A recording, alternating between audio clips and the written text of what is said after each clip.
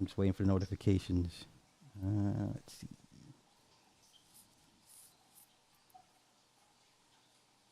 If in YouTube. Hey, Sin, by chance you got his links or no? I'll pull it from our text. Never mind. Because what I'll do is spam Anthony. I'll spam your links. What link did you want spammed in the chat so people can visit the foundation, your merchandise, things of that nature? Yeah, you can put the foundation in the merchandise one in there. Okay, But cool. if I gotta choose one, you can put the foundation in No, there. I'll do both. No, that's nothing. No. Okay. Okay. Yeah, I gotta come around there and get some of that gear, man. I like that gear, bro. I got to get me one. I got to get some of that gear, I bro. appreciate it. I appreciate it, Slide, brother. what am I doing up on the screen? Okay, so the plan was to move you, just drop you down to the green room, right? But it's not doing it. It says you're in the green room, but on the screen, fuck, girl, you just gonna be the eye candy for the night, okay? How about that? Believe All right, yeah, we need, yeah. Shit. that. Now I can't hear you. You're muted, Sin. So that's what you wanted? Okay, cool, cool, cool. She'll be in the background doing producer stuff, just with red hair flowing. All right, cool. Everybody, welcome tonight. I'm always honored. I'm humbled, as always. First and foremost, my co-host for the night, my big bro, Mac, aka the Form Runner, early never late. Out here Early. like a maniac, brother. Yeah. And then special guest tonight is Anthony Smith, two-time. Let me put some respect on this man's name. Two-time Super Bowl champion with the Steelers and with the Yes, Packers, I believe. Correct? Yeah. yes, sir. Okay, all Big right. diamonds, I man. had to get it Y'all right. call I them had to big get it right. diamonds. You heard me? Yeah. So I'm honored. I wanted to talk with you guys. Football, politics, mental health, CTE, in and off the field. Sir, you also have a foundation. I want to get to you about what was the inspiration for that. So first things first, who y'all picking for the Super Bowl? It's the year of the lion, I think, or the tiger. The It's the Tiger, year right? of I the keep tiger. seeing Tiger pop up. So you're going with Cincinnati? I'm going with the because cause Lahe, that's my guy. He go to, so I gotta go with Lahe. I gotta go with my boy Jamar Chase. He that's home team. You dig? He go to train, and he got that city. You heard me? All right, all right. Anthony, who you picking this year? Yeah, I'm with Mac, man. I gotta go with Cincy, man. I'm from the OH 10, so I gotta represent the state, man. So Oh, believe that. Believe that. Cincy it is. Um, Anthony, I want to ask you. First off, your upbringing. What instilled your moral compass, your beliefs? What helped shape you as the individual that you are? What influences around you? Manhood, fatherhood. Was that important? Was that an integral part of your upbringing? Yo, I would say, man, everything was instrumental into me becoming who I am. I think all of the circumstances and situations that we come across in our life are all, learning situations and experiences. Um, so through the knowledge of us growing up and doing the right thing, don't do this, don't do that, kind of how we're brought up. You try to apply those principles to life and to every situation, and that's pretty much how I live my life on those principles on that basis. Just being a positive person, man, and just having a positive outlook on everything. Try to be an asset and not a liability to every situation I'm in. To any person I'm in a relationship with, any person I have a relationship with. Um, just try to bring good energy and be the light. You know, uh, in a room, in somebody's life, in a situation. Just trying to be just a positive person, brother. Cool, cool, cool. Like Mac, he football's in his blood, family. Was that the same for you, or did you have a choice in the matter for what sports that you decided to pursue on that level? Yeah, man, I was a real, humbly speaking, man. I was an athlete, so I was naturally gifted, man. So I could play everything. I played baseball. I played basketball. I played.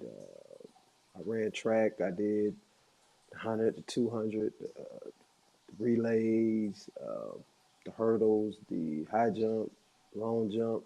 I mean, I was that guy at the when we did the conference meets. I would win all of the events and stuff like that, man. So I had a natural um, passion though for football. I was just naturally the best at that. It just had that just it factor, for playing a sport. Well, let me ask you guys this: what was the moment that you guys just kind of knew that okay, I'm good at this. Like football is going to be my bread and butter. I just know that I'm better than most of my peers. What was the moment for you guys? Was it in college? Was it in high school? Was it someone that I guess if you had self doubts at one point, someone gave you a pep talk and said, "No, you're built for this," or you just knew on So, the field that you were pretty much better than everybody on the so field, check or you? this out. Check this out, Sly. I really wanted to ask Ant this, right? Okay, Because Ant put up numbers in high school. Like, according to my sources, he really was like that. You know what I mean? He was really like that. So my thing for him was, okay, bro, you played all of the sport. You played, you ran track, and I also want to get into the. I want you to speak on the importance of track and how it translated over into football because naturally, football is a competitive sport and it's like the gladiator sport. But bro, you was good in everything. You was good in basketball. You was good in baseball. You put up stupid numbers your junior year. You put up stupid numbers your senior year. And just football, and you did everything. And you know, for you, how was it easy for you to choose football? Because for me, my father was a baseball guy, but I come from a legendary football family, and I was torn Right. between baseball and football. You know what I mean? And just to know that you was killing everything. How was it? Why was it so easy? And how did you make the choice to just transition into football over all the other shit when you was just so fire at it? Right. Man, I was just the passion factor, man. The passion factor. Like I could play everything, and I knew I was good at everything, but football was just like that itch. You know what I mean? Like I want to do this. Like I knew at 5 years old, I was gonna do that. I was gonna play football. Like, Yeah, I was in the my aunt. She had took me to a park one time, and I was around that same age, around like 6 years old, and I had tackled her, and she was like, "Oh yeah, yeah, this the one. He go." You know what I mean? It was one of those kind of moments, and so it was for me, Mac. I just seen basketball. I was like cool, but it was more so when we was growing up, the big tall dudes in there. You know what I mean? right, The right. 6'9", right? The 6'6" and up. You know what I mean? But and then baseball, it was kind of boring. I really wasn't. I was good at it, and then I wasn't the greatest batter. I would either hit a home run or strike out. Um, Yeah, I was great at stealing bases. Ricky Henderson was my one of my favorite baseball players. Ken Griffey. You know what I'm saying? I took little bits and pieces from everything. You know what I mean? From right, right. different players and applied it into my game, man. And that's how I kind of, molded myself in each sport that I played. But yeah, football, Matt, was just it was just that I was just the best at that. It I was was just something. naturally I just tell wanted to people, do man, that. it's Yeah, it's something about it, bro. It's something about that competition, bro, just Mm-hmm. and the camaraderie Mm-hmm. is just you can't really Yep. explain it, but you can Yeah, only it's try. different, man. It's the best sport in the world. It's the best sport in the world. And then, like you said, man, to speak on the other sports though, um, they all did attribute to my athletic ability. Like baseball, I tell people all the time, I attribute my ball skills to baseball because you have to when you're in center. I played center field. I played them all, but mainly center field. From the time you hear that tink out the, you gotta know, you know what I'm saying, track the ball down and know where it's going. Yep. And I used to be able to get a jump on the ball, man, like crazy. I used to, be playing center field and run down the fly balls and catch them in front of the right and left field. I would do that kind of stuff. Yep. Um, Yep. so baseball, it was I was naturally good at that, like I said, but I kind of battled that struggle at batting, so I kind of didn't choose that one. But yeah, my ball skills, man. So when it comes to football,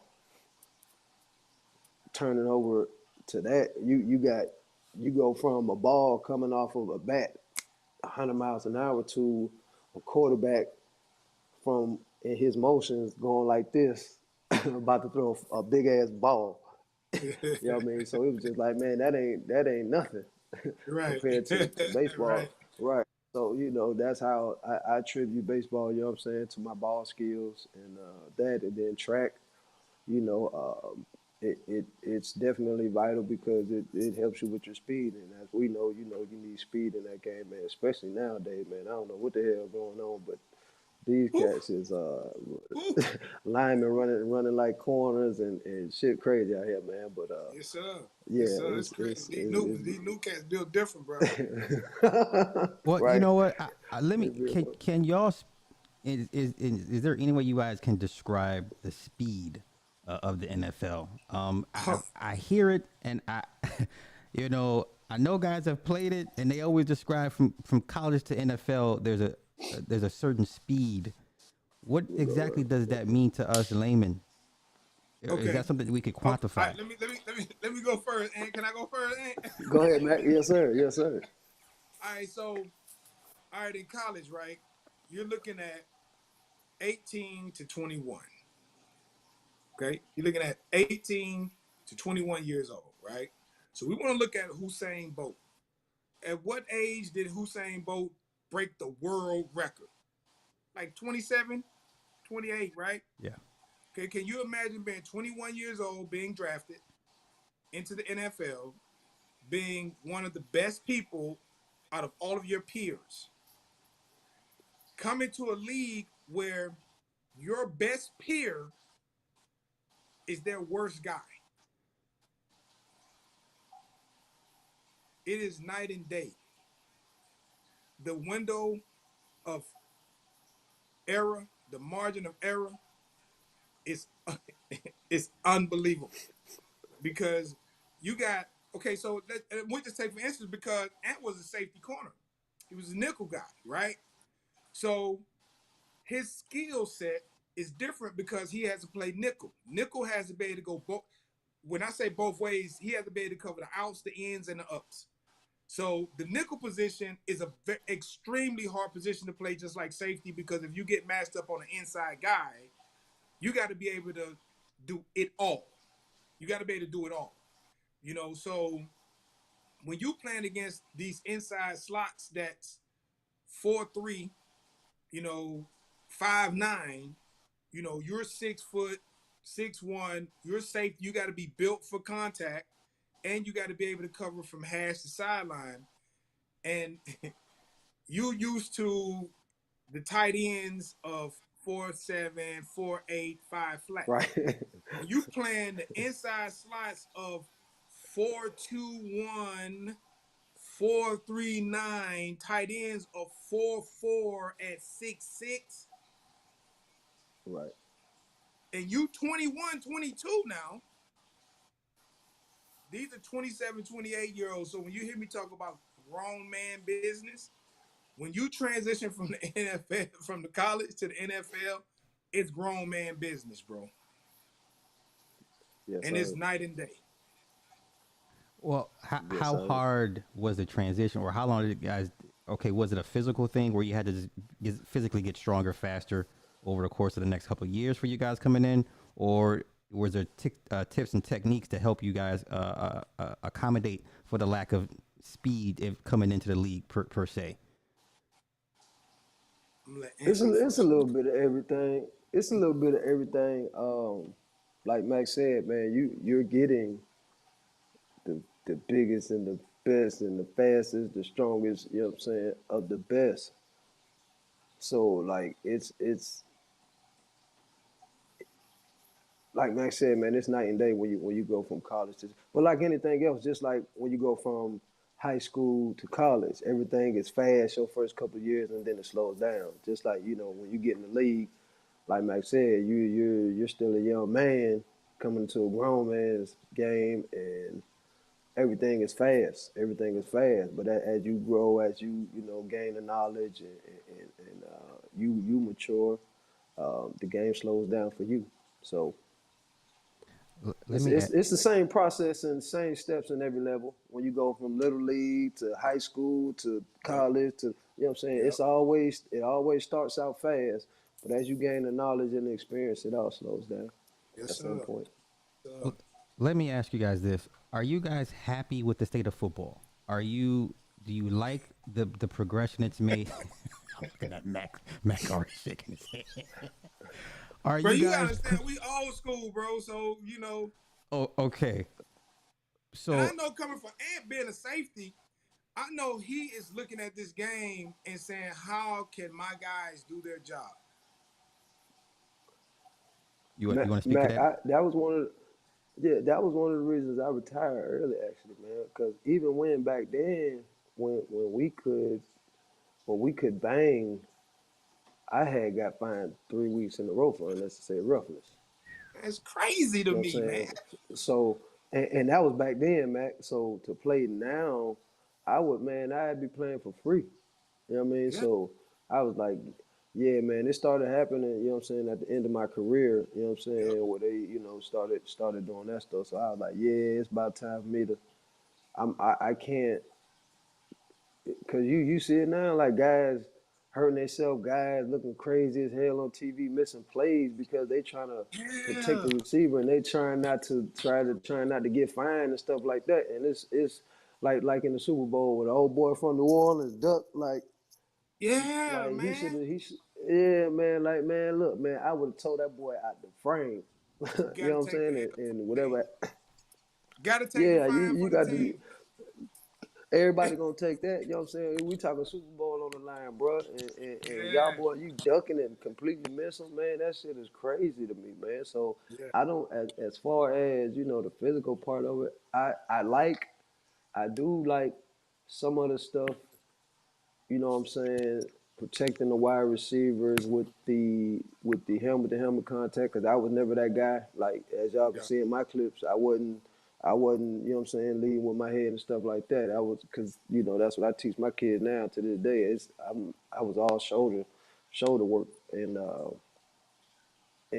so I do like that part of the game of, as far as protecting the players. But as far as some of the calls they making, because on a defenseless receiver, man, that's just part of the game, man. That's yeah, yeah. yeah, I don't like And, that part and of it. So I really and don't like, that's what I we don't like the teach too. state of it. And that's what we teach too. With our receivers, the reason why a lot of that became a problem is because of the poor route running and the poor, recognition and how to read defense, and just the football IQ understanding, how your Right, drop, just all of the football IQ that we got early, understanding the safeties drop, understanding the linebackers drop to get in the holes and to avoid these contacts and to change your angle to downhill instead of coming straight across the middle, and knowing that the safety's on that. If I, as a wide receiver, especially as an inside slot, I know that you're on a hash and your partner is on the other hash. I know that the linebacker is going down the middle of the field. So if I understand your drops when I come off the line of scrimmage, then me understanding how to run a route and to get in space, that kind of sort of protects me a little bit. And with all these people just doing it for the gram and not really teaching these skills, I think it kind of created some of those problems with, wide receivers taking unnecessary shots. You know what I mean? Um, because you gotta understand, man, the DB has evolved. You hear me? And all Right. of them are built different. So those, just I think poor route running and poor um, understanding of concepts. Being able to read defenses instead of just running routes. That I think all of Right. those things, all of that hands-on coaching that we got from a lot of the legendary coaches that actually took time and cared, you know, they missing that too. I think they missing that too. Yeah.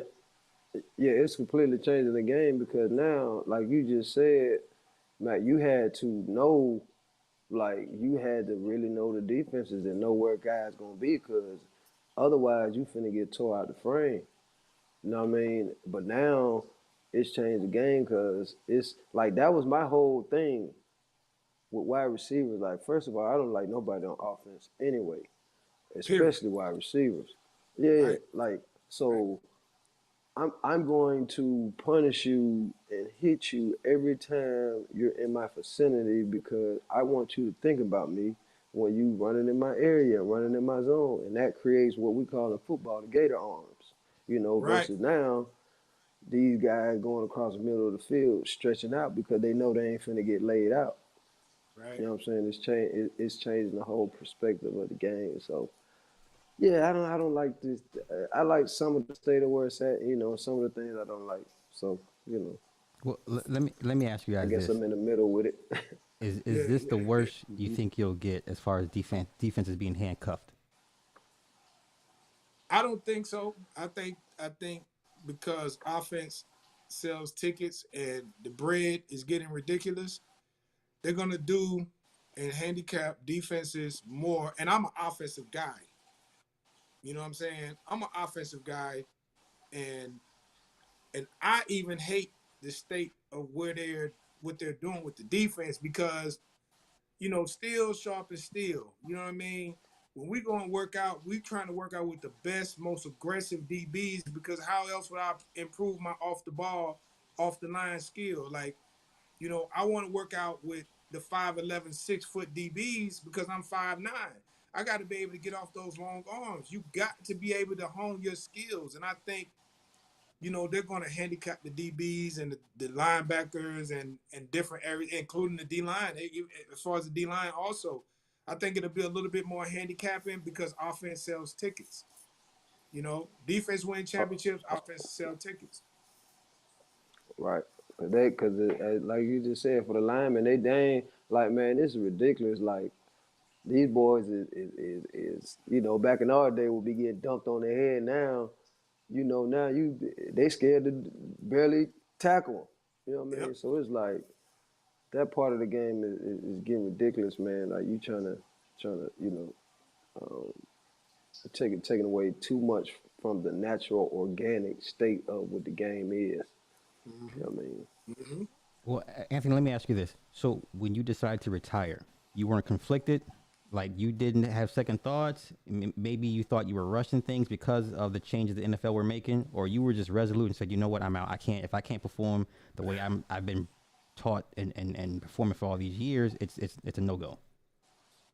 Yeah, no, that wasn't the only reason, but it was a factor. Um, but it was more so for me. I had a pretty blessed career, man. I didn't, never had any major surgeries, no, major broken bones or anything like that. Great. So for me, Phenomenal. yeah, so for me, I sustained a couple, concussions and stuff when I got to the league, and then towards the end, I had tore my groin off the bone. I think I had strained my Achilles. You know what I'm saying? And it was stuff was starting to happen. So I'm like, all right. Before I don't want to be one of them guys, trying to hang on and you know can barely So walk when he's done playing. I like to play with my son, and have play with my kids when I'm done playing. So it was just a life decision I made. With leaving some stuff on the table. Leaving money on the table. That was about it. So everything else I was cool with sacrificing and letting go for, the betterment of myself. Let me ask you guys the CTE protocols. What more you guys think needs to be done, or what isn't being done, or is this I guess the way of preventing? There's no way to prevent this. I would guess you can only Yeah, minimize and recognize the signs earlier and develop better protocols. What say you guys to that? yeah. I would say, man, just to be quite frankly honest, man, just cut the bullshit and just be frank with it. And just like you just said, man, it's something that now that we're learning about it, it's something that you can't reverse. It's only stuff you can do to slow down the process of it. So with that being said, it's just like, okay, well, let's just take care of the guys, you know, how they should be taken care of with everything that's going on in the sport, all the money that's being made and stuff like that, versus guys out here barely, having benefits and stuff like that, man. So it's plenty more they could be doing, like what's going on now with all the guys who have multiple concussions and have the paperwork and have the documentations of being qualified of the benchmark of of these rewards, these compensations, and a lot of guys aren't being paid even though they're meeting these qualifications, man. So if they could just cut the shit with that and take care of the guys right, I think um, everything else is it is what it is. Guys know what the game is. They sign up for what it is. We know the risk that we take when we sign up for it. But at the end of the day, uh, you know, guys don't want to be shitted on, and they give their life to the game. So we should definitely be taken care of in the right way. Oh They do yeah, little most stuff, but more can be done. oh yeah, most definitely, and that was one of my sentiments. Also, I was like, look, you know, this is a contact sport, and there's absolutely no way that you're going to be able to avoid these shocks to the brain. Now Hmm. we now understand that it is the plaques that causes the problem, but you know, it's one of those things. Do I protect the brain and be weak, or do I be strong and the brain suffers and I end up not being able to do the thing that I love? You know what I mean? So, they've always, this is the thing, they've always known this, that Right. these even, and see, that's the reason. See, another thing, people don't understand the reason why they switched from bike to Rodale helmets.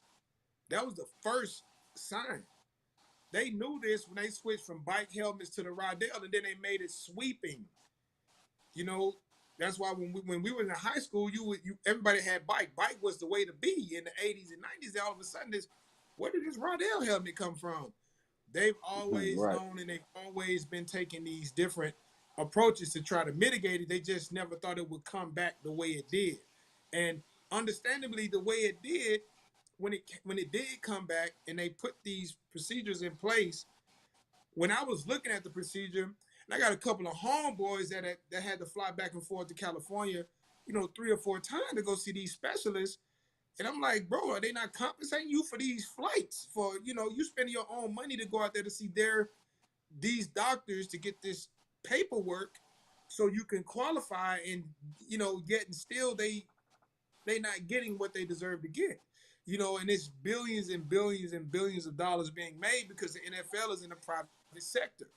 So it's it it it it hurts me to see how they are actually doing this. When I got homeboys, like we got homeboys that's on canes, cats that hate to even get up in the morning. People got double vision. I got a homeboy that I had LASIK twice. He get his vision fixed laser, and his neurons are so damaged that his eyes messed up again. The headaches, the backaches, all these different, and they qualify.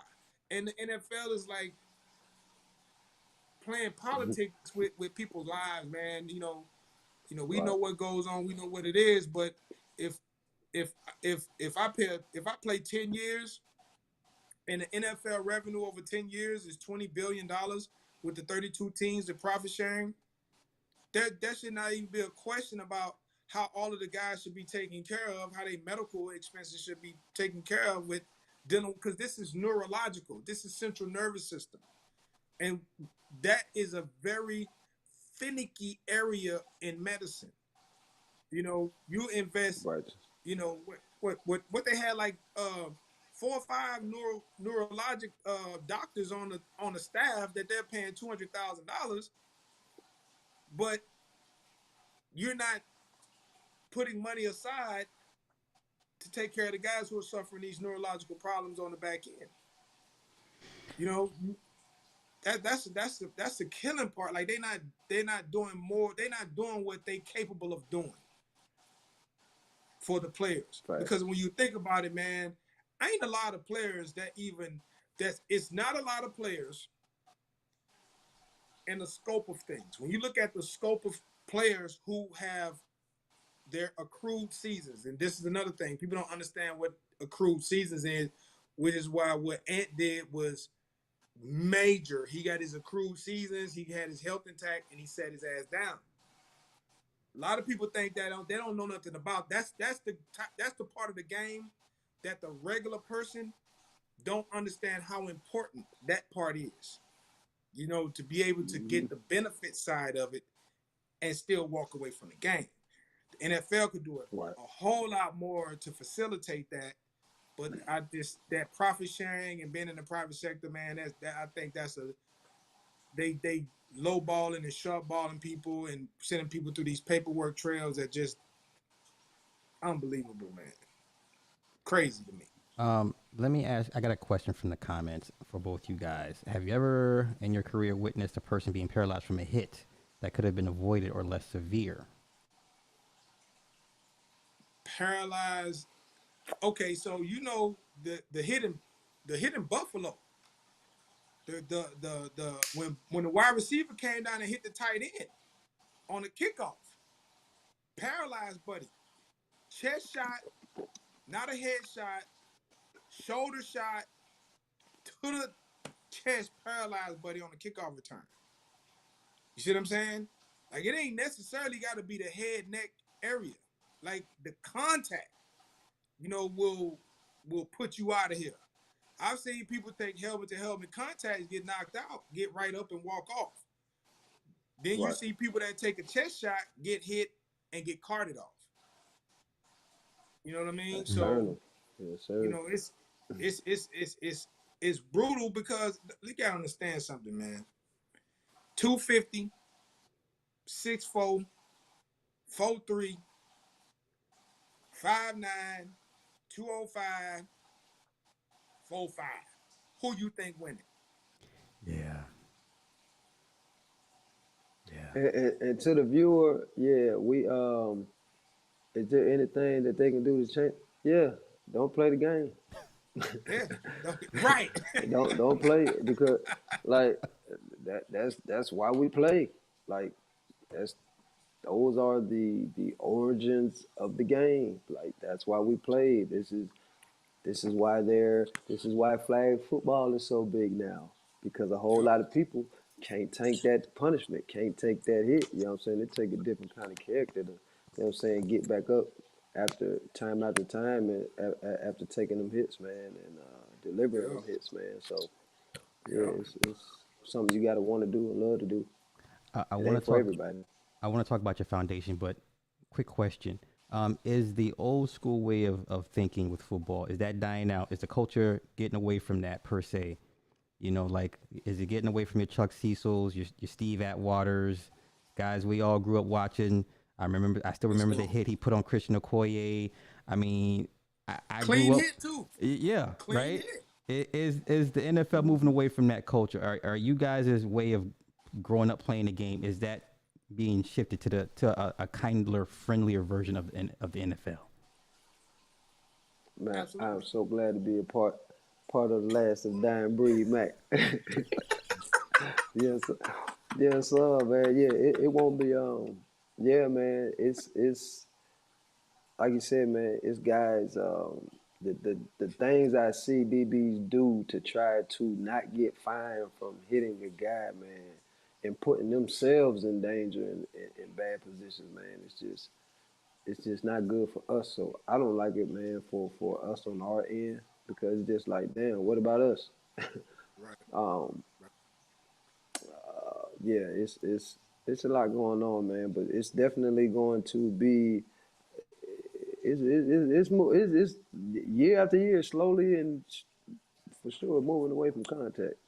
But the crazy thing is soccer has a higher concussion rate than we do. So Facts. you know Facts. Glad you you know said it. it's Talk. pe- Talk that talk, eh?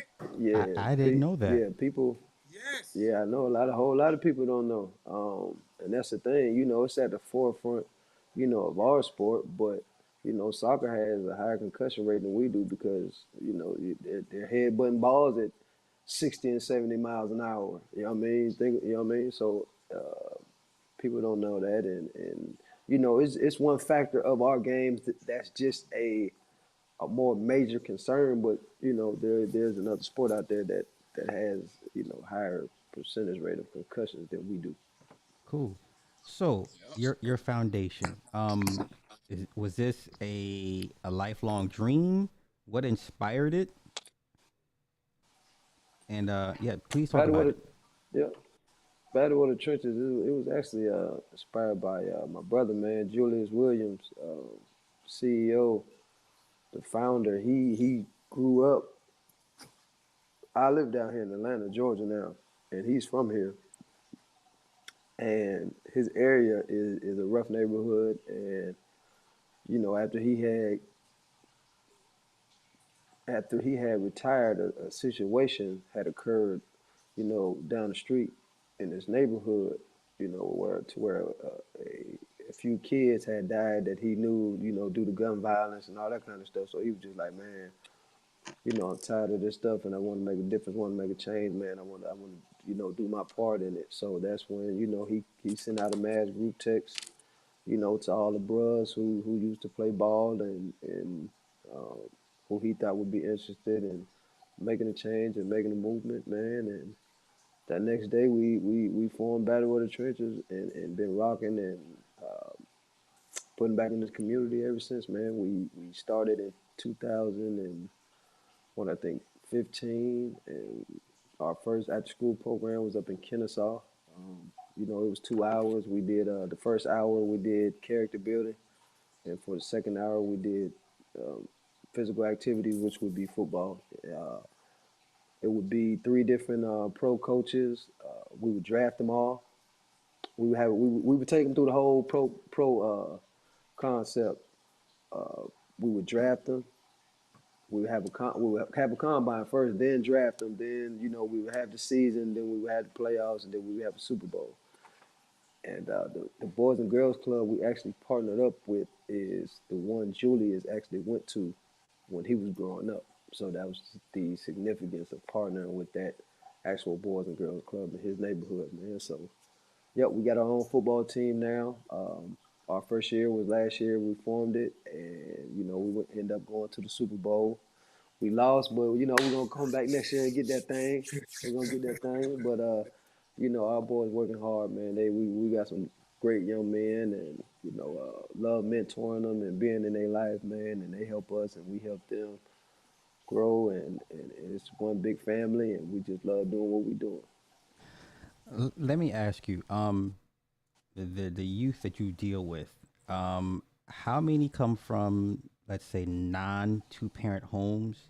Is that a factor? Are you seeing, is it a little bit more difficult for you to deal with those type of children that come up in those certain households? Is that a part of the service you provide? Is okay, there's no man in their homes, but they come here, they'll get instructions how to man stuff. Is that part of what you're seeing in certain neighborhoods that these kids come from? Yeah, absolutely. But that's those are the kids we go after and Okay. seek. Um, we seek them all, but especially those kids that we know who, are great kids, and it only takes one bad influence in a bad group to for them to get attached to and start hanging around, for them to go down the wrong path, man. So we try to be in their life and being as encouraging to them as we can, and give them as much of our knowledge that we had and gained, throughout our experiences in life to help them get to the places that they want to go. That's dope. So Fire, did fire. you ever get any pushback in the beginning stages at all from whoever? You know, because I hear stories about when men try to start foundations groups for a specific demographic of children or young adults, and sometimes they come across pushback and maybe from their own people. Have you had those problems at all, or pretty much everyone's been all in, hands on deck?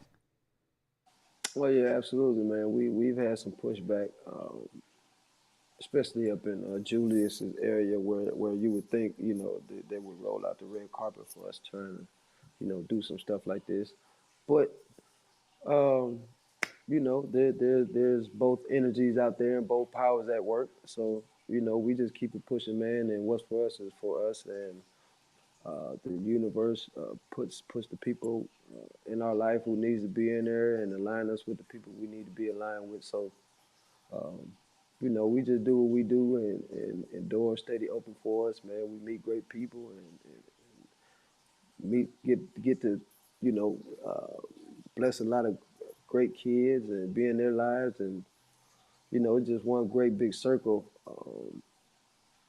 that we get to fulfill, and everyone enjoys doing it, man, and everyone has a passion to do it. So we just all come together, feed off of each other, and do it for the community, man.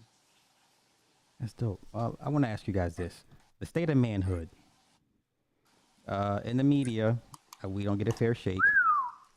And first things first, how much do we add to certain stereotypes, negative tropes? How much of that is our fault? That's the first thing I want to ask you guys. You want me to go first? Yeah, sure. Yeah. All right, so the here's the problem, right? You got two gentlemen who who've been through the fire for the youth, who can give direction to the youth, right? Well, we understand how social programming works. With the way social programming works, they are only going to put forth that which could generate the most revenue. The thing that generates the most revenue is the buffoonery, not being a gentleman, not being a father, not being responsible, even when you mess up. And when you do mess up, have another brother to come and pick you up. See, as people that played a team sport, we understand that it don't matter that you messed up. You still my teammate. But I'd be mad you messed up, yeah. But my duty as your teammate is to pick you up. People are so scared to fail as a man because they think they're going to be ridiculed, because that's social programming. We ridicule men who fail and have, you know, certain types of um, emotions about a thing rather than lift them up.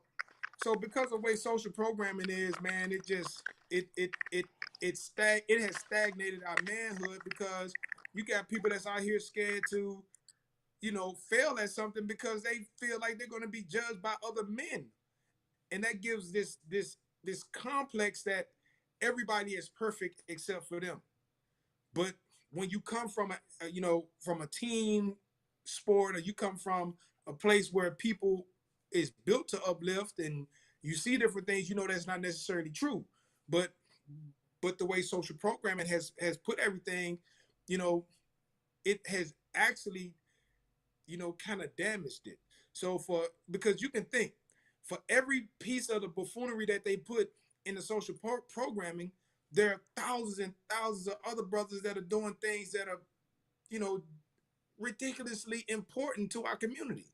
But the way they do it, they don't put that in front of people as much as they put the bullshit, or they report the bullshit that's coming from people who don't understand. These are individuals. These are people who have never been in a group or practiced group economics, or had to lift somebody up, or had to take a L for somebody else, or take a L as a group and then build a group back up. Like, these are people who have never faced these type of adversity, so they're going to always push that in social programming. So the state of manhood is only in the position that it's in to be judged because of the social programming, not because of the actual men out here. There are a bunch of manly men out here that's holding it down, but we'll never be in front of the camera. We'll never be put in front of the forefront the way we deserve to be. And if we are, then it has to be to advertise something that's going to generate revenue for somebody outside of black manhood.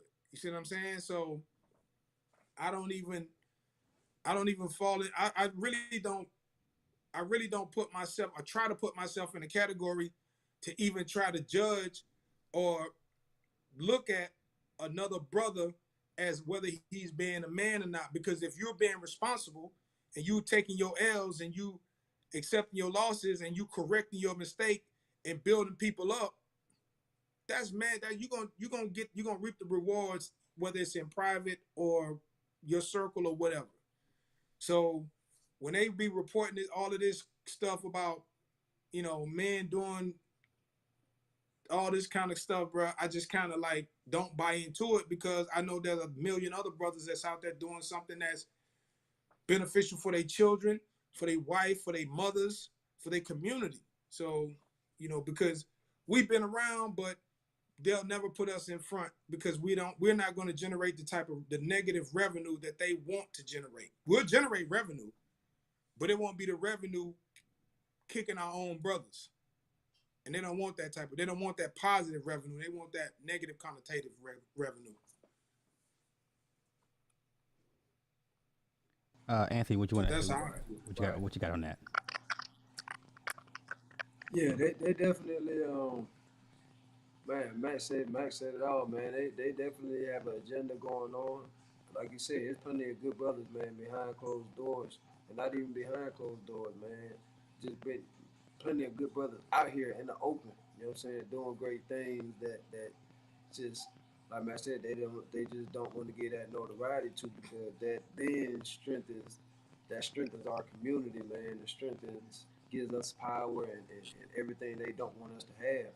Camaraderie, like Matt was talking about, all of that good stuff, man. So it's definitely an agenda going on to keep us apart and separated from who we, truly are, and and building the families that we truly need to build. Um, but the ones that's out here, we're gonna hold it down, and the 300 always gonna stand strong. For sure.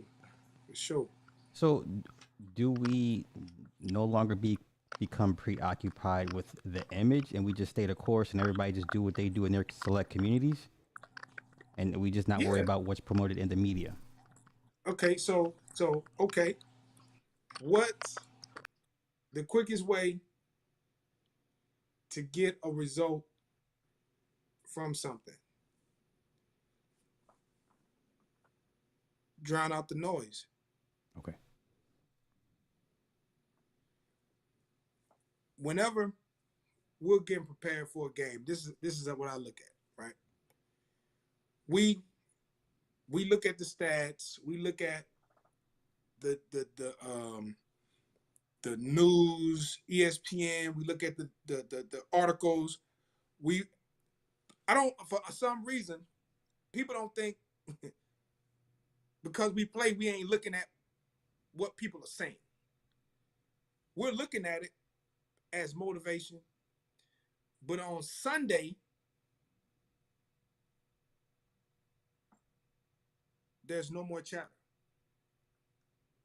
In order to play the game, you have to drown out the noise and you have to be in the now. Everybody that I talk to, everybody that I deal with, we deal with the now, right now. Because if we get stuck in time worrying about how somebody is portraying somebody that's outside of our circle, outside of what we stand for, that don't have the same principles or any of the same, go by the same code that we go by, and we get sidetracked by these things and not drown the noise out, then we lose ourselves in the same, we lose ourselves too. You know, like they ain't never gonna try to save everybody.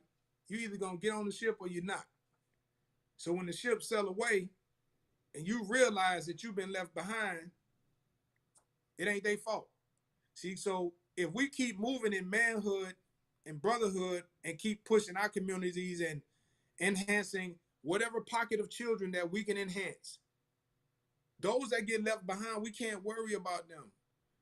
Maybe they'll get on the next ship. Maybe they'll jump on. Maybe they'll catch and start something that's positive like we're doing.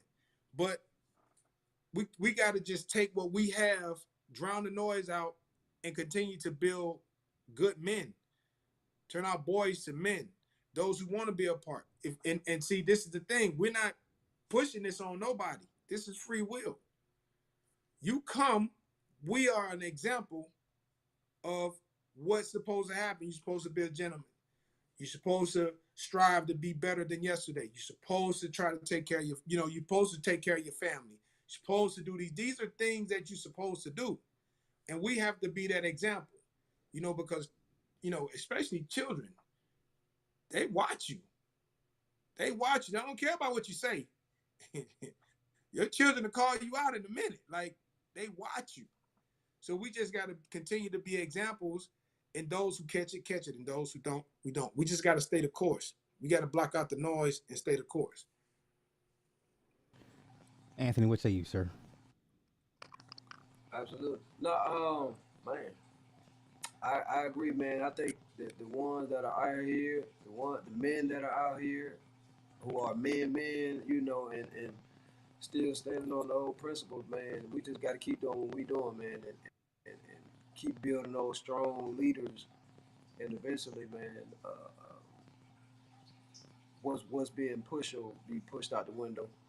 That's right. As long as we stay strong and keep doing what we doing, man. So, like you said, it's just a lot of smoke going on right now to try to break down who we are and our capabilities and things of that nature. But we just got to keep doing what we doing and not get tired, man, and keep pushing and know this is our battle. To keep fighting, and we'll be blessed in the end for it. By saying that the future generation grow and be strong and be leaders. Cool. Let me take a quick pause break for station identification real quick. Station identification. Producer, unmute yourself.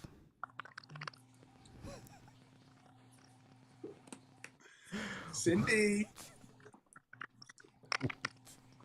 Wait, Sin.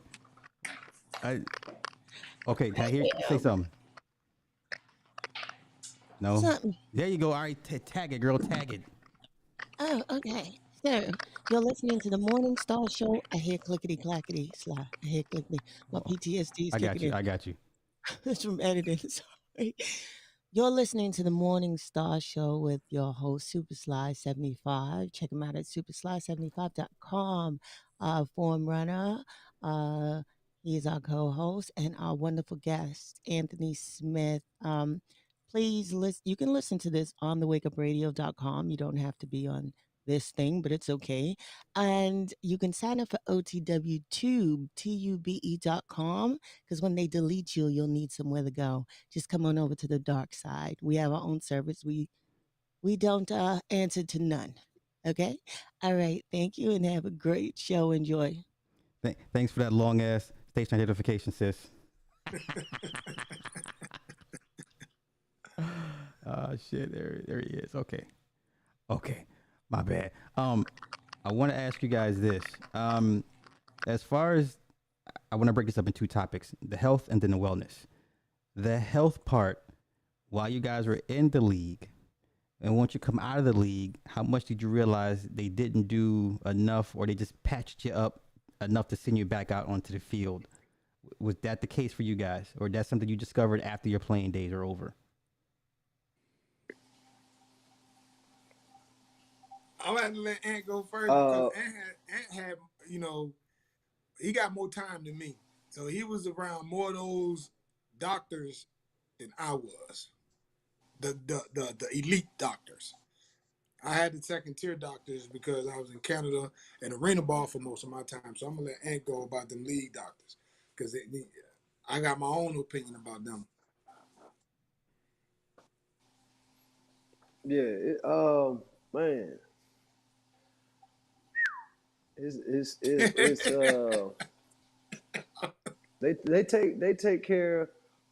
they take care of the players, but you know the higher, obviously the higher your value they see you as, the more attention you'll get. So and that's just what it is, you know. They go to. I don't think every guy has the same access and treatments, so to speak. Yeah, um, I don't think they're going to go to the level of a guy on a practice squad as they would one of their star players, a guy who really contributes to the team. Um, Right. and that's just what it is. So, That's just my Right. opinion. They're always going to do what's in the best interest of the team. So that's okay, why it's Fact. important, for you Facts. to go get a second opinion. okay, so I'm the dummy here. I get practice squad, but the 52-man roster, everybody doesn't have the same access to the same doctors, correct?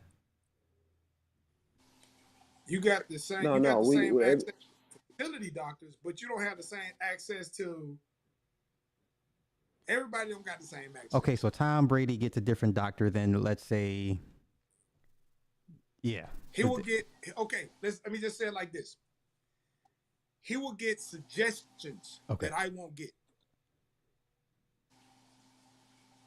right. He'll just get Yep. other And then, options that I won't get. right. And then based on your financial situation, some doctors you just may not be can't afford. Right. And like Max said in the other instance, it's just gonna be certain guys. You just gonna get certain references. okay. Once again, I'm the dummy here. So, is there a certain insurance cap as an active player that you're allotted? And if whatever treatment you need or surgery, if it exceeds that, then it's the rest is out of pocket, or how does that work? It don't We work like that. are You insured Okay, on the team. Just like my insurance, right? I'm in the union and I'm insured at the railroad, right? hmm, If I'm injured on the yard, I ain't no damn cap. It's my copay and whatever right. it takes to put me back together to do my duty. gotcha. It's the same thing across the board. Okay, But, but, but we'll look at some other players who happen to go to Germany to be back the same season. Well, that might have been 05 or 6, but we understand who these players are.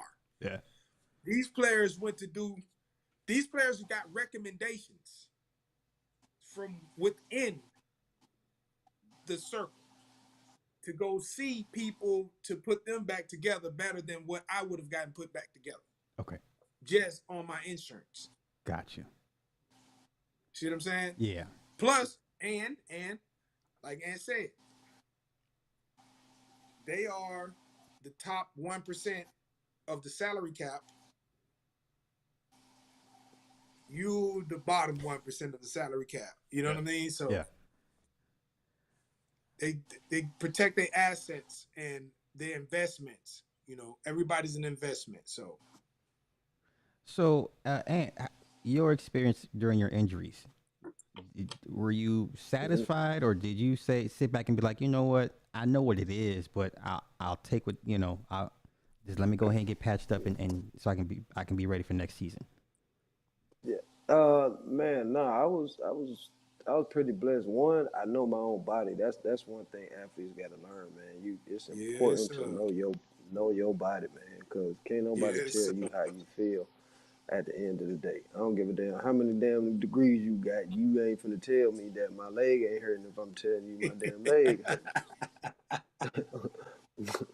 And that, you know what I mean, that's just what it is. So, just overstanding and learning your body, man, is a vital importance of. And I was satisfied because I was on I was on the upper half, of the yeah, situation. So, being a high drafted guy and being a productive guy, I was able to, when I needed stuff, I can go in there and get whatever the hell I needed. Everybody, like Mike just said, certain guys you can't go in there and get whatever you want. You don't have that access. So plus he went to the Roonies, man. That's another thing. He went to the Roonies.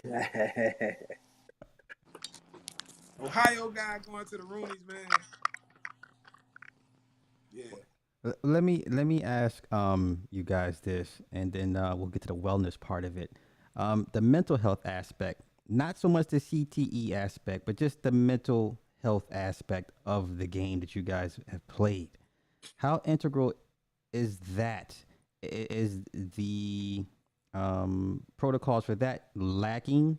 And then how much, let's say, mental health therapy would be needed for the average player once they leave the game? Because I'm referencing the AB, even though I don't know AB's situation. Outside looking in, okay, everyone's like, okay, he needs help. And if it's not that, is not if it's that's not the case, then you know how do you prevent situations where a player may go off the rails once he hang up the cleats, or is that an issue? yeah, man, I'm gonna say just for me, I know what's a factor that people may not know because I know a lot of guys deal with it, and I didn't necessarily have to deal with this part of it, but or I did, but at the end, but I really didn't have to deal with it like these guys did. But like college guys, the trauma, man, of you doing something your whole life and pretty much putting because to make it to that level, man, to the NBA, the MLB, NFL, man, to be honest, bro, ain't no plan B's. You know what I mean? It's plan A and only plan A.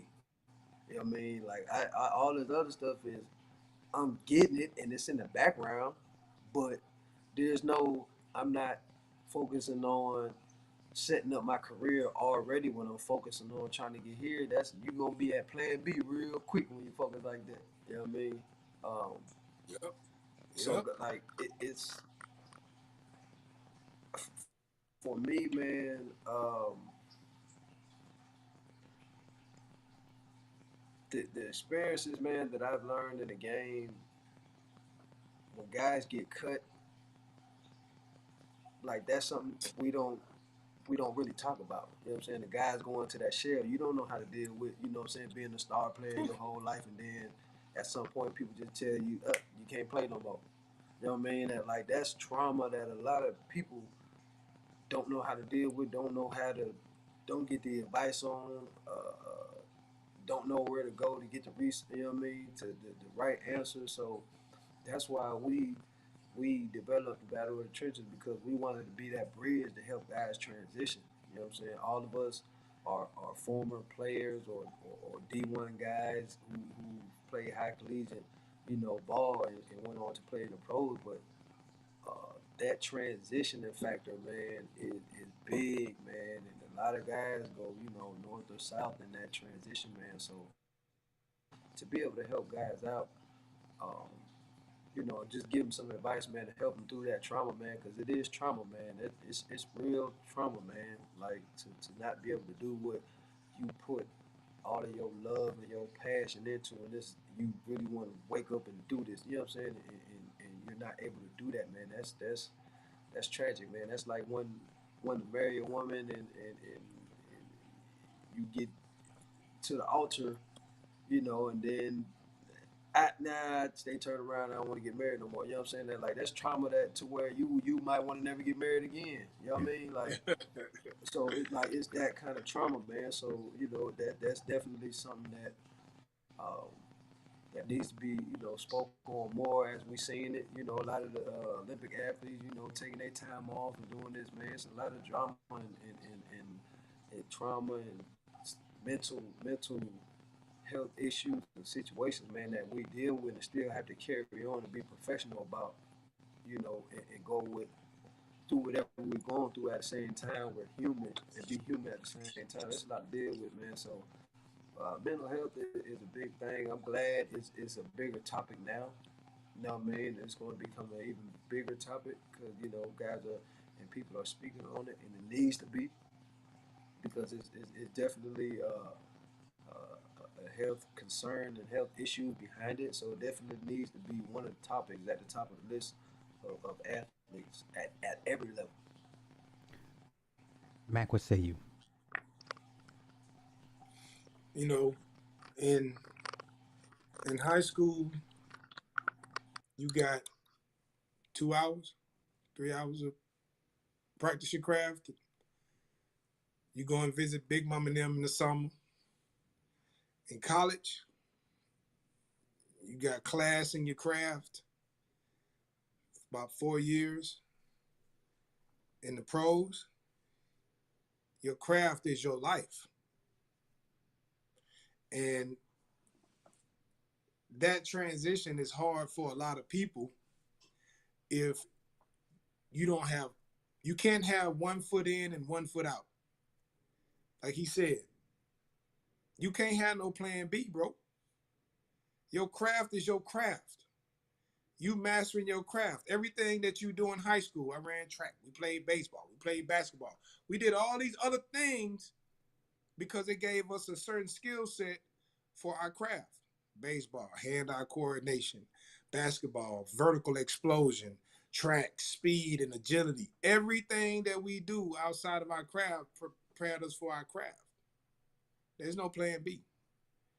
So whenever you 1 foot in, 1 foot out, and you get to a position where your craft becomes your life, and you've invested all of this time, 20 years, 22 years, 30 years, never being the guy that was below the guy, and to sit across from somebody who don't know you, who probably ain't never played it down, judge you and say, we thank you for your time. And you have to say, okay, thank you for the opportunity.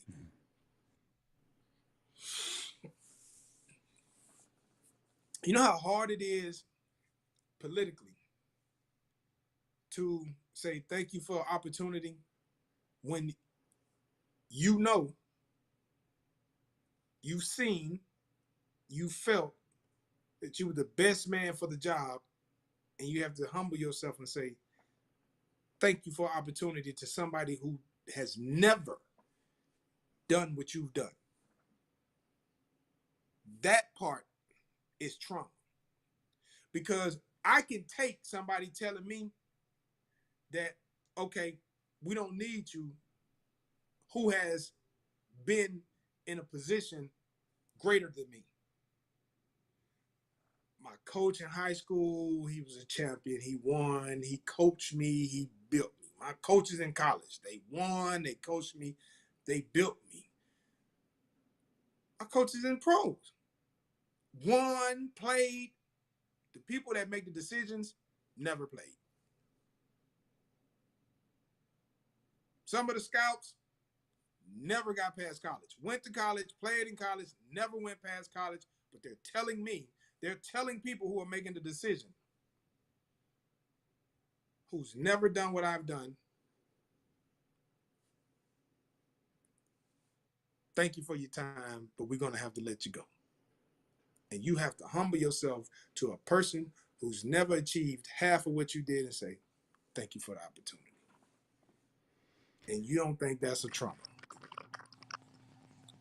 You don't think that will put you in a mental state of, I want to. That's hard, bro. Well, is there I don't That's know. hard. I don't know how was the is there a proper way to deal with that, especially as us being Mm-hmm. brothers. Should we be more reticent on mental health because we are who we are and what we put up with than the average person in life? Is that You you know know, should yeah, because, life experiences, like, so the people who take it the hardest are the people who don't know how to lose. The people, these guys, this is why mental health is becoming a tremendous problem. People are stacking schools, Mater Dei, IMG, Hoover, Evangel Christian, all these different private schools. You got children don't know how to lose. They playing Pee Wee League ball with the best of the best in their city. These parents are driving their children an hour away to be on the best teams. You got these children that's coming up that don't know how to lose. See, we got what we got. You in the district you in.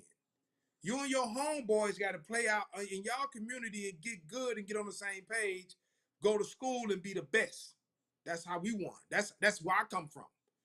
We won state because we didn't have to think about each other. We practiced together. We lived together. We hustled together. We was in the trenches together. Now you got children that, and this is the thing, we lost together. We lost. We learned how to lose. We lost the big dance. So we learned how to lose. So we understood what rejection was. It made us work harder. It made us work harder.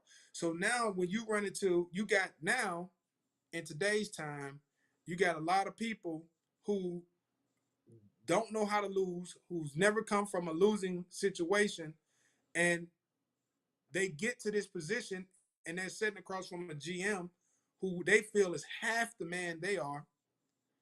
Tell them, we'll holler at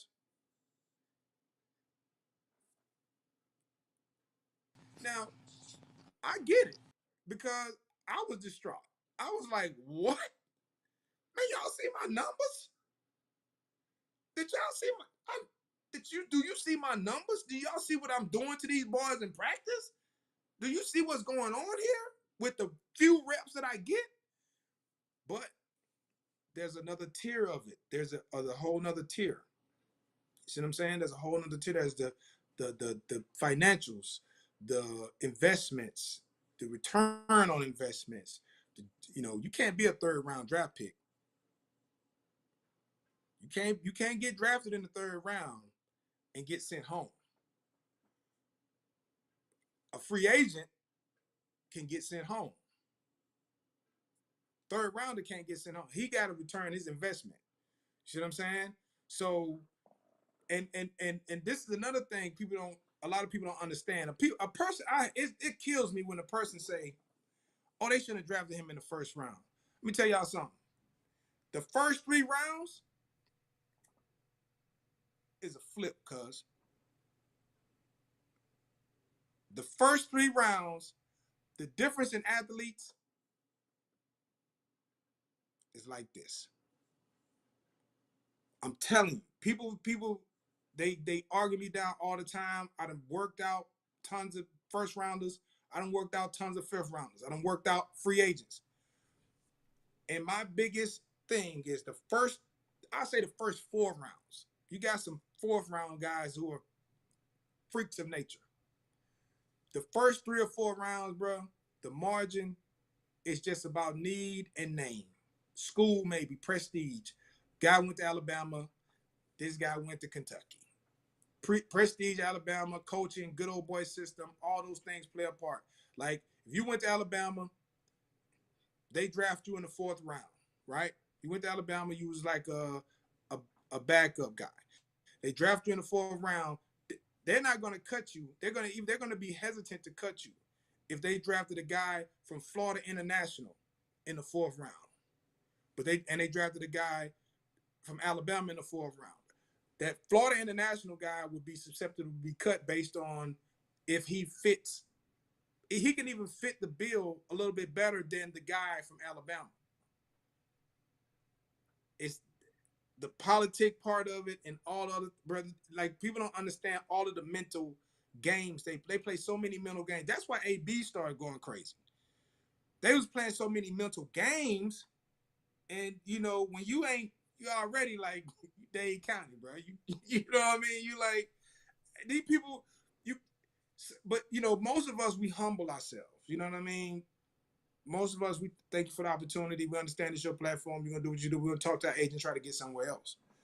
But some of these guys, they that trauma, man, they can't stomach it. They can't hold it in. Well, Anthony, But let yeah, me. like you said, Mac, especially when it comes from a guy who ain't, man, a lot of these cats in these high positions, they never played the game. They have never hit nobody. They have never caught a ball and got smacked in the face. They have never ran nobody over. You know what I'm saying? Like, a lot of these people have never been out there in the battlefield. But yet, you know what I'm saying, make all these hard decisions. Like Matt said, man, hey, man, do you see the stats? What is y'all looking at? But you know what I'm saying, it's deeper than that though. You know what I mean? Sometimes you can have all the stats in the world, but if you don't fit the mold of a team, you just don't fit the mold. You know what I mean? Sometimes it ain't always about talent. It's a numbers game too. You know what I mean? we got, you may be in a position where, like, as DBs, usually they carry DBs. The DBs got the most on the team. DBs and receivers, they carry the most. So if another position go down, you know what I mean, guess who's probably gonna be one of the first positions to get let go? One of those guys. You know what I'm saying? In a wide receiver or DB room, right? So it ain't necessarily, it ain't had to do with your skill or nothing like that. It's just we had to make a move to make another move. And sometimes you're on the sacrificial end of that. Let me ask you guys this: how long are they going to let Deion Sanders disrupt the system with what he's doing down at Jackson State? How much of a problem is he becoming for the big dogs, or do you see that him being a problem? Not a problem. He's not a problem. He's not a problem. I'm down there. Okay. He's not a problem. I talked to some people in the league, and I talked to some people in big schools, talked to some scouts. He's not a problem. Too many. He's a problem to the mid-tier schools. He's not a problem to the big boys. He's not a problem to none of the D1A, Big Five, even the Big 10 conferences. You look at all the big boy conferences, ACC, SEC, all of he's not a problem. Because it's way, that's not, people live in the box. It is so many athletes, bro. He is shining a light on something that has been shunned on for a while. Now, when I was at Jackson State, people understand. Corey Bradford got drafted to the Green Bay Packers out of Jackson State. Cat got drafted to the Kansas City Chiefs out of Jackson State. Picasso, it's so many people that went to the league out of Jackson State in the 90s. Steve McNair, people forget about Fred McNair. Kobe Jenkins went to the league. There's a lot of people that come out the SWAC that was going to the league, but it wasn't publicized. It was like a lot of guys, MEAC guys, they go there. So Deion is just he's shedding a light on a sector. He ain't affecting Alabama at all. He ain't affecting Florida at all. He ain't affecting LSU at all. He ain't affecting Ole Miss, Mississippi State, none of the people in the area that he's in. But you know who he will affect? Southern Miss, UAB, Southeast Louisiana, the smaller schools. He's not going to affect none of the big boys. It's too many athletes. Too many. Yep. Yeah, like Max said, even schools like Alabama, they don't get all the number ones, the quote unquote number one top rated athletes in the nation. You know what I mean? So it's too many, man. It's too many, and it'll take Too many. and for the problem that he would become to the situation I just spoke on, like Prime getting all the number one picks, it would take it would take uh, it would take too long, I think, for that to happen. Yeah, To yeah. you know what Years. I'm saying? I don't think Years. we wouldn't see that change to where it just like all of that stuff is already set, man. Them $1 billion facilities and stuff like that, man. And even at Jackson State, they only had so many scholarships. You know what I'm saying? So that all the other schools, even if he was to get the top, you know what I mean, the top 20 recruits every year, even if he was to get that, there's the overflow of athletes out here, like Max said, man. It's just the way the kids are training now, and the athletes is just different now, man. It's just too many of them, man. So, uh, yeah, he's not a problem, man. Like he just said, he's just shining the light on what was shunned upon, all of these guys going to the HBCUs to uh, lower their chances of getting to the league. But if you don't have that knowledge, like Mac was just spitting out of all those guys who did go from HBCU, then that's definitely going to deter you outside of the big facility difference, which most of us chose to go to the other universities for. You know what I mean? That was the main reason, honestly. If Well, those HBCUs had the same facilities that these other schools had, you know, I definitely think it would be they would definitely get the second tier of the top Right. guys versus the first. All the HBCUs would have all the first top tier guys, the top guys. They would get the overflow. The NCAA and all the other big, not the NCAA, but the all the other conferences would get, the overflow of the athletes. That's what would happen. let me ask you guys this: should more former players, brothers, that in the NFL, should they follow Deion's lead and take positions at HBCUs? And like say like Brian Flores, what he's going through with his class action or his lawsuit against the NFL. Should he just say, you know what, let me take my ball, go home, let me go get a position at one of these HBCUs and get my coach on that way? Is that a viable option for former players that want to become coaches, that want to be DCs and off OCs, and they're not getting a head coach position? Should they just take their talents to HBCUs and do it that way? It they they can, they can, but ultimately, man, when we talk about the big difference, man, the difference in the two, the bottom line is finances, man. Like at the bigger university, come on, man. Like look what Saban and these dudes is getting. You know what I mean? They getting bigger damn contracts than NFL coaches. You know what I mean? And they're at college universities versus, uh, what the guys are going to get at the other universities. You know what I'm saying? Obviously, Deion getting paid, you know what I'm saying, pretty decent. They have some, but they have to come up with the finances, man, in order to do that. You know what I mean? You paying this coach 1.2 million, and that 1.2 should be going into your facilities. You know what I mean? So it's things like that's why the it's lopsided how it is, man. But once we get these finances straight, man, and get some more financial power behind our HBCU institutions, which we can create through the NBC contracts and the ABC contracts, Right. all these TV contracts. TV deals. But how do you do that? What Deion is doing, drawing those guys and getting those guys over there. But that's gonna take, time and process. But it's happening though. Shout out to Prime. Yeah. That's necessary, by the way. That's necessary. What B doing? That's necessary. But will he start the trend though?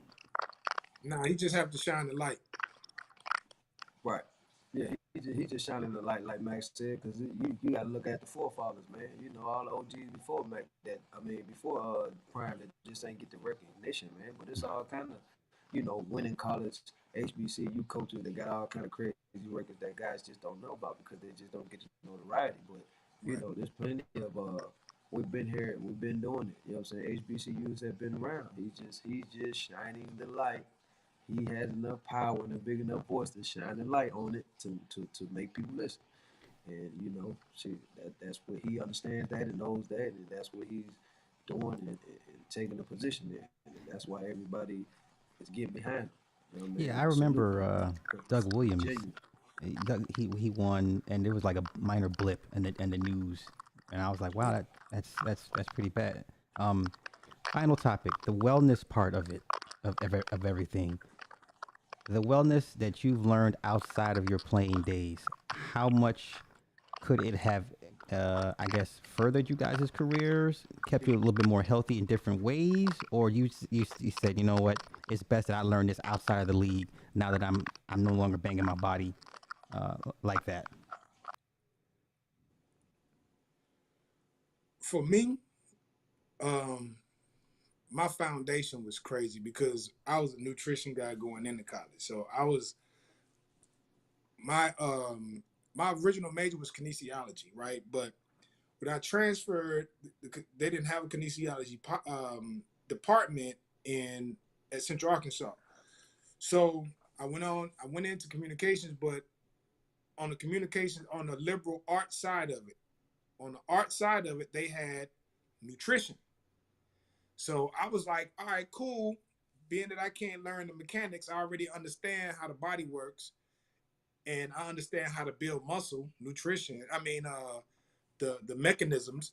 Let me figure out how this damn diet works. Because if I can get this diet together, then I have both sections of it. I have both parts of it. So for me, I already had a brief understanding on how to make the food work for me. Because after 95, I never sustained another injury in my entire life after that. And it was solely because of the how I concentrated my nutrition into healing. And another thing, and this right here where I used to get mad at y'all so much for, boy, and boy, y'all didn't take no damn time off, bro. At the '05, everybody that came in after '05, boy, y'all boys were working out so damn much, man. It used to just rag my brain how y'all take like a couple weeks off and y'all would be back at it. Like, like the rest, the understanding how important rest was and how hard it was to get the new guys, bro. They just take they Super Bowl, Pro Bowl, they go on a vacation. But for me, I think Right. the nutrition side of it, being smart about resting, taking months off at a time, and coming back slowly, building back slowly. That right there, I think, was the biggest part for me. Just understanding how nutrition played a role in healing the muscle, taking care of the joints, tendons, and ligaments, and figuring out the importance of rest. You know, just taking time off and managing your weight. Don't get too big while you rest. But that part was a huge thing for me. Like they say, man, health is wealth, man. Health is wealth. You cannot, health, it ain't the bag, man. You cannot make plays in the cold tub. You know what I mean? So Yeah. definitely, man. Being healthy was big. And like you said, Mac, like we said talking about earlier, man, just learning your body, man. So even when okay, hold on, something ain't feeling right. Let me pay a little bit more attention, see what's going on. Let me you know uh, Yeah. uh, uh, make some adjustments or do whatever I need to do to figure out the situation we got going on. Yeah. But if you just are in robot mode and just listening to your strength coach and not listening to your body, man, that's when you get injured a lot because you just pushing through, and you ain't listening. Versus like Max said, you ain't taking that time off to be like, hold on, man, I ain't ready yet, man. My body said I ain't ready yet, man. I know, coach. Yep. Normally y'all say this injury, the repair week, this is this such and such time, but man, my body said it ain't time yet. So, Yep. like you said, overstanding, man, your body is the most essential thing that you can have because it's going to be the longevity to your career. How much difference is it when you decide to take on your personal wellness when you're playing? Because I don't want to keep using Tom Brady, but when he brought in his own personal guy, and his own personal guy was like, "Nah, don't do what the team doctors tell you. Do what I tell you." And there's this friction between the team and his personal physician. Um, is it not cohesive, the health and wellness with the league? Mm-mm, Okay, can you guys speak? mm-mm, Could you speak to that? mm-mm. It's Well, not. It's not. It's they don't. They don't. All right. So you're an asset. You have a contracted agreement as an asset, and you have options. Okay, so you got off-season options. Like you get paid to come in the off-season and do certain things. Some people they just take the L. They just take the fines. You know, with Tom Brady, one of those guys where that little $20,000 per workout ain't gonna bother me. I'm gonna go and do my own thing with my own people. And you get an external third party. That's another thing. Like you hear people talk about double blind placebo controlled studies, right? mm, Where that's what they consider an honest study. Well, this third party guy is looking at it from a perspective of your well-being and your health and wellness. He's not looking at it from the perspective of the team.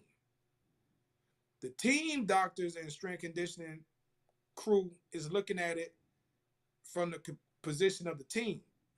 Like, we got to have Mac healthy. He got to be able to pass. He got to be able to, perform and do these things. And it's y'all duty to report. These reports, man. People don't talk about the reports, man. These reports, you know, and Tom Brady just happened to he was so matter of fact, be like, I'm not doing that. Other people just be like, how they stuff over here, and then they kind of just do what they require in the facility because it's rehab. But Tom Brady was just kind of like, matter of factly, man, my people told me we're not doing that. My people looking out for me, and that's why it was a big rift. Most people just, they have their people and they do their thing on their end on their time. Tom Brady was taking team time and was like, I'm not coming to no OTAs. I'm not coming to none of the mandatory workouts. Y'all gonna find me. We're gonna do my thing over here, and this is the best thing for me. And it worked out, of course, because he ended up playing a little while longer, and he's still upright. But teams, they invest that money in you, bro. They need to know what's going on. Anthony, what issues did you have with um, when it comes to how your body felt versus what the team doctors were trying to get accomplished and to get you back on the field? Mm-hmm. Like Matt said, man, that's all relevant to the situation and what the team got going on. If you're a guy who can help the team and it's beneficial and we need you for this game or this time, they're gonna be like, all right, yeah, he can he's really only he's really only 50%, but if we do this, we can get him up to about 75, 80 for the game.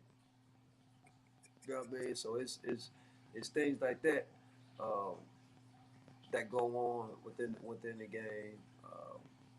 Decision guys make, along with them, man. So yeah, it's all relevant, man, to what's going on. If it's early in the season and it's injury to where it's like, okay, this is one of our stars.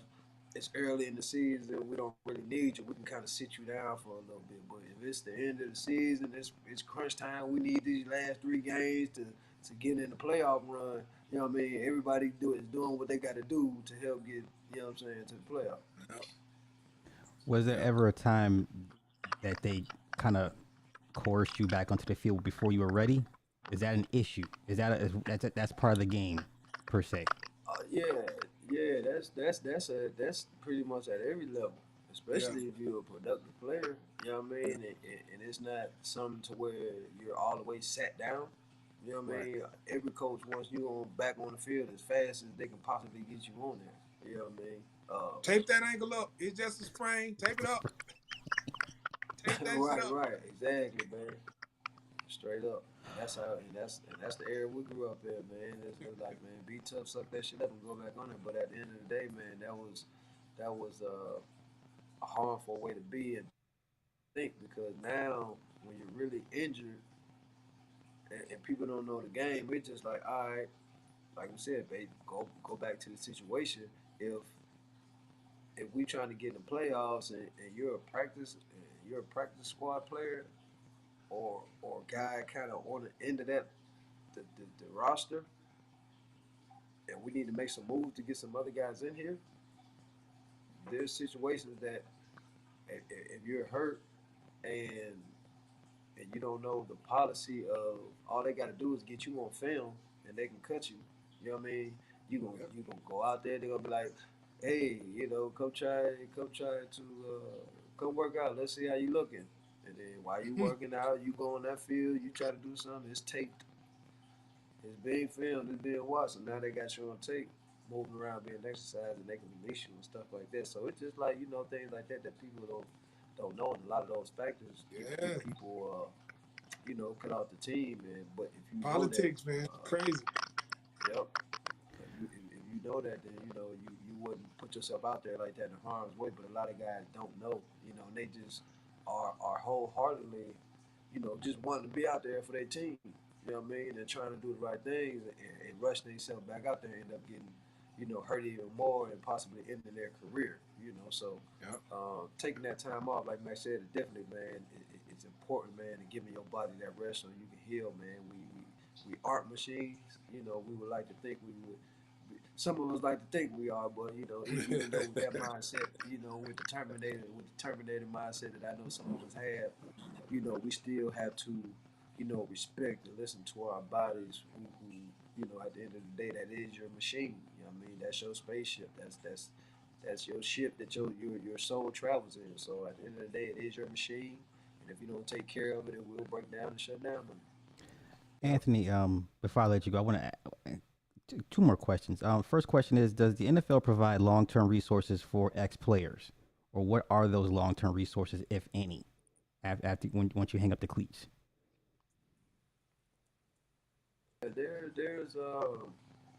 There's some resources set in place through the NFLPA, the Players Association, and the NFL alumni. We have benefits. We do have certain benefits and stuff that we do get, but like I said, there's more that can be done in that area. Um, but there are certain things set in place. They do have, work symposiums that they do, business symposiums, all kind of stuff that's set up that you just have to uh, engage in. But a lot of times, a lot of guys are going through a lot of things, and a lot of that information and stuff is sent through, email and through letters and stuff through the mail. So based on what your situation is, you may not, phone might be cut off. You might miss an email. You might be going through a situation where you're switching residence. You know what I mean? And you don't get your mail. So it's something that you have to be engaged in to really know what all of your benefits are. But if you're not engaged, there's not like, hey, you get all these benefits, right? You need to take advantage of this. You know, uh, you'll just be, a guy on the list with benefits who don't know necessarily what all you have. And that's what guys like young guys like myself try to step in, man, and try to encourage guys to be active and get active within the Players Association, because there's just some guys who are going to do more. There's some guys who are going to read more information than other guys, and they're just going to know more. Uh, so for those guys to be leaders and to be able to transfer information to help other guys out, man, is kind of the role that some of us take, and I try to take that role, man. Just being informed, man, because there's a lot of us out here, especially in Georgia. We have one of the biggest chapters, but there's a lot of guys who just don't know about a lot of the things that are going on. Cool. Max, same thing for you as well with the resources being available to ex players. Have Oh had. yeah, yeah. So you get a you get a packet.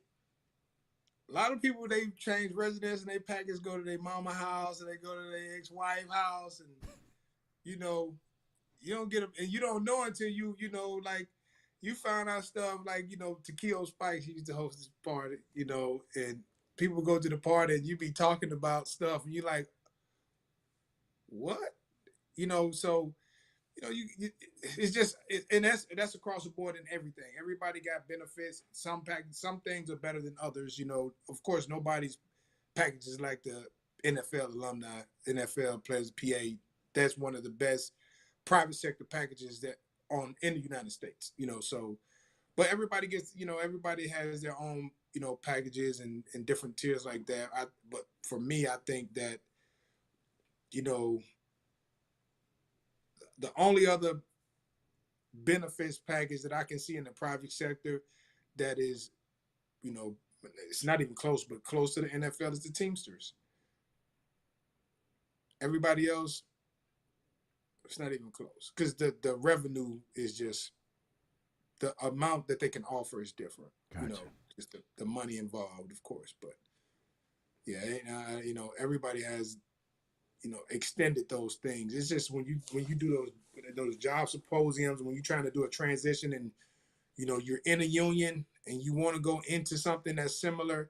That's the reason why I got in with the railroad because I wanted to be represented the same way. You know what I mean? To Mm. understand because that private sector, man, just they can't touch your money, man. Like Right. your money is secure. You know what I mean? Your benefits are secure, but of course there's a red tape and the paperwork that everybody has to go through. So, and you Cool. just got to be informed. Like you said, you got to be informed. You ain't getting them emails, you ain't getting them letters, you ain't getting them mails, you ain't getting them packages. It's coming to your house. They're keeping you informed. You just be lost, man. Anthony, can before I let you go, music is your passion. If I'm not mistaken, could you speak to that, please? Say that one more time. The music is a personal passion thing, passion of yours. Can you speak to that? Yeah, man, I do some music, man. As we all grow up with it, man, I think we all have in some form or fashion we take to music, whether it be instruments, singing, you know what I'm saying? We all, you know what I mean, and take to music in some form, man. And it's always been a passion of mine, man. And I've been, doing this since professionally, really, since I retired. But, we always back though. Back in college, man, we got Freestyle Friday. Where what I'm saying, back all the way back to high school, we do that stuff, man. So it goes back to that rappers want to be athletes, athletes want to be rappers and Yeah. stuff like that, man. Yeah. So Yeah. it's always Yeah. it's always a passion, man. And I've been honing my craft in that area, man. And just working on it, man. And I'm gonna be dropping some stuff, man, real soon, man. It's been a process, man, and I've been having a lot of patience with it. And I tell people all the time, man, it took me 22 years, man, to win a championship in something that I really wanted to do and be passionate about, man. So I have 22 years worth of patience in anything that I do, man. So I love the growth process, man. And Mac, and yourself, man, we come from that generation where we know and grew up on going through the steps, man. This generation now, everybody just want to go from 1 to 10. It's just like, bro, when you get to 10, like, what you gonna do? You just gonna Right. be there. You know what I mean? Yeah. Versus, somebody who took the steps to learn 1 through 9. Uh, they go. It's a little scene in the X-Men movie, man, to where it's the fire dude and the ice dude, and the fire guy he leaves the X-Men's Professor X's mansion, right? And he goes with Magneto, and then they end up meeting later on in the movie, and they have a fight in the street. And not a matter of fact, not even in the street. They have it's when they both come together, and they had the big fight between the two sides. And in this particular scene, the fire dude he was talking and talking and talking and talking, and he was applying his mega move that he had, and then the ice dude was like, "Nah, bro, you should have stayed in school." Yeah, I remember that And scene. then Yeah. he hit him with his special move. You know what I'm saying? And killed him, man. So that those it's just things like that, man. That push people and drive people, and you know myself, just that experience, man, of learning and knowledge and sharpening my skills and honing my skills, man. I take pride in that, man. I love going through the process, man, of building and growing, man. So I'm to the point now, man, to where I got my style, man. I got my own, how I do my thing, and I can actually do it and rap, man, and sound good, and I can compete, man. And, you gonna hear it. All right, I'll be ready For for sure, it. You for in a perfect sure, spot for for it. sure, for sure. You heard me? Final question for you guys. It seems to me that the bond of the brotherhood of football is tighter than any other professional sports league that I've come across. Why is that, or am I wrong? Oh, you I, know, I speak on it real quick, Matt. One because dog, it's a gladiator sport. Like you're not really risking your life in any other sport like you are football. right? I done played them all, man. Like you're not when you go to war in football, like it's a different. Like you really going to war, dog. And it's like this could really be my last play. You know what I'm saying? Messing around out here in this game. So, Yeah, guys don't take that for granted, man. And we understand that about the game, man. And that's why we have so much love for yeah. each other because it's like, bro, I know what you go through to do this. Know I what know you what go you know through. what I'm saying. We both go through it, and it's a respect thing at the end of the day because it takes a certain type of character, man, to be able to push through and go through all that mental and physical abuse and all of that passion and knowledge you gonna gain and information, man. It just takes a lot to bear it all, man. So it definitely takes a special kind of warrior, man, to play that game and it's the ultimate selfless game, man, and that's why it's the world's best game because there's no other sport to where you have to deal with so many different personalities and still be successful all at the same time. That's why Right. that factor right there alone is why it's the greatest sport in the world because so many people have to be on one accord, man. It's like an orchestra. You know what I mean? If one person does all that thing gonna sound kind of funky. Yep, You know what I mean? yep. So and that's what football is, man. It's one band, one sound, one army, man, and that's what makes the grand game so great, and that's why guys love it Yep, yep. and people love it. Well, um, I want to thank you, brothers, both, for giving us me your time and energy, insight, wisdom, knowledge. I'm always humble when I learn something new. I did not know that about soccer, though. I dead ass didn't know about the concussions with soccer. I mean, I'm like, yeah, they hit the ball with the head. It never dawned on me. So, you know, so um, Mac, my brother, as always, thank you. But Mr. Anthony Smith, any last words for the people? Shout yourself out. Where can they find you? I've been spamming your links all through the chat all night long. Yes, sir, man. Y'all can find us at battleofthetrenches.com. That's our nonprofit, man, to where we get back to the youth and do our character building, man, and build up these great men to come out here and serve in the community, man, like we did and have done and are doing. And then you can also find the merch as y'all can see I got on right now, man. The Ant-Man hoodie and hat, official Pro Shop 27. It's all kind of merch on there, man. Go get yourself flag. Go get you some drip. You know what I mean? And get ready for this 2020. It's gonna Sure. be a great thing. I appreciate y'all having me on the show, man. Definitely. Thank you, and I would love to bring you back and with updates on your future endeavors and everything, brother. So I'm humbled because I never do two Super Bowls. I mean, shit. You know, I mean, big, I you know, big diamonds, man. Big diamonds, man. Big diamonds. Mac, shout yourself Uh, out, brother. Where can everybody find you? Man, everybody already know, man. This your boy Early Never Late, man. Form overweight.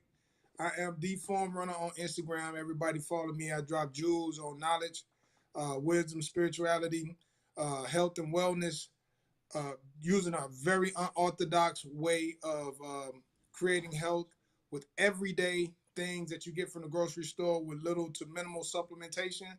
Um, and it's just it's about being ancestral, using the ways that our grandmothers and our mothers and our great grandmothers and grandfathers, just the methods that they utilized to bring us back to health and wellness. Man, it's I'm easy to find. I'm the only one on the ground. FORMRUNNA. You ain't got to type in the whole thing. And just come see what I'm talking about when it comes to health, wellness, fitness, and nutrition, and a few of the other little things. But for the most part, we got to get our community back into a state to where we understand how our body works. Let me just say that, how our body works, and how to take care of and nutrify our body better than what we have. So yeah, man, thank y'all for tuning in to your boy, man. Y'all already know, man.